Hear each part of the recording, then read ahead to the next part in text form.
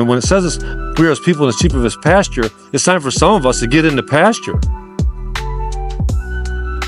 Some of us have been so long in the world, we've got accustomed to saying, look, I know where the pasture is, but it says we are people, the sheep of his pasture, and we find ourselves on the fence of the pasture, just kind of, I got a good seat from here, I'm still dabbling in the world, there's some things I like to do over here, so it's a good vantage point for me to see both sides of what's going on. And I talked with a good friend this week about this whole thing about being on the fence. I said, the issue with that is that you're on the devil's fence. Because we are his people and the sheep of his pasture.